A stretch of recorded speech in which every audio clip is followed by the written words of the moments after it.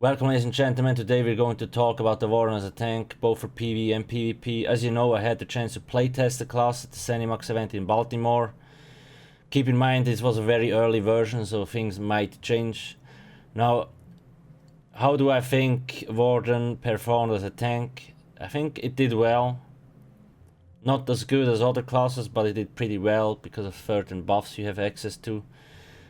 Now first, let's start with the passives. How are the passives? Passives overall from the Warden are kind of weak compared to other classes, sadly, which sucks. But it doesn't really matter much, you have a lot of other buffs. So like, when we look at PvE, where do I see the Warden? I see him as a off tank in vet trials, and I see him as a tank in all other content. I do not see him as a main tank in vet trials. Why? Simply because a Dragon Knight is better. Like, I want to compare it to a Dragon Knight because Stem Dragon Knight is probably the most common setup that is used to tank. Why is it worse than a Stem DK? Or what does a Stem DK better than a Warden? Well, Stem and Dragon Knights have like fucking 10 times better the resource management.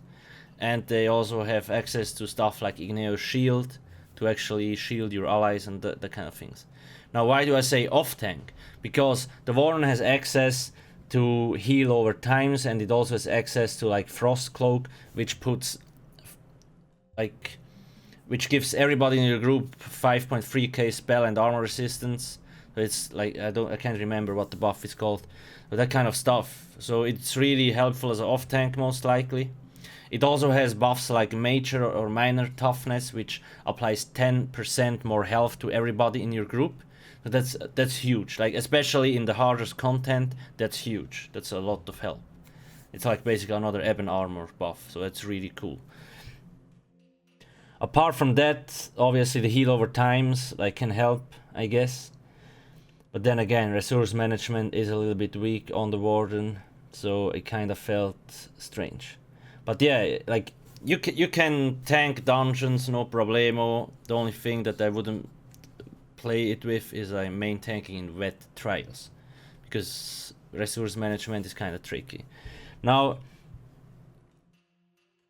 in like frost stuff tanking, I know a lot of people want to tank with a frost stuff. You can obviously do that.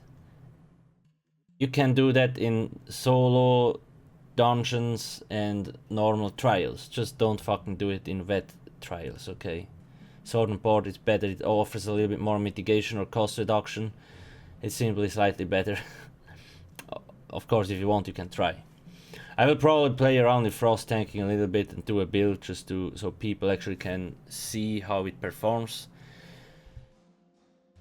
Now, in terms of PvP, you can build all kind of builds as a tank in PvP if you want to.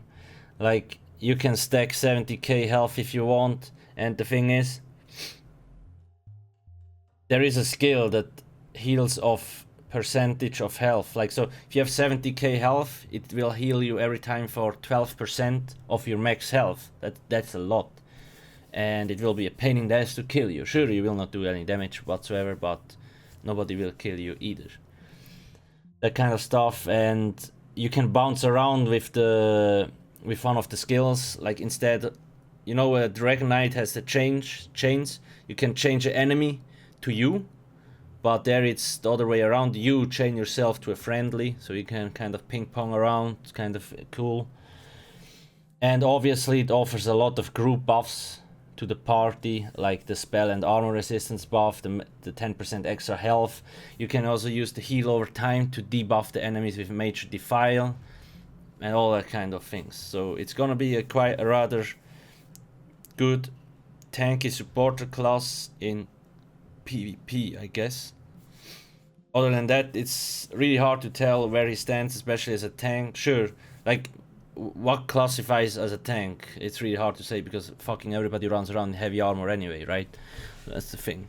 But I do think like it can provide a lot of buffs and debuffs, especially also because you have the Sleet Storm ultimate, which gives you major protection, 30% more like damage mitigation to your group. I'm not sure if it's capped at 6 or 12, but it's huge because it sticks on you, which is a kind of OP in my I think.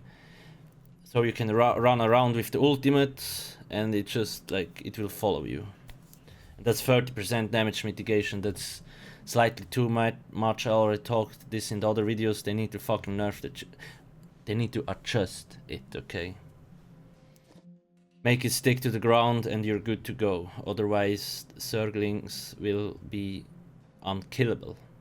Sadly. They already are fucking pain in the ass.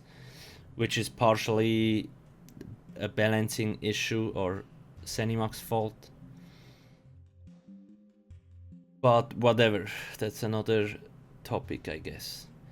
That's basically it. If you have any questions, ask me in the comment section below. Thank you for watching and have a nice day. Cheers.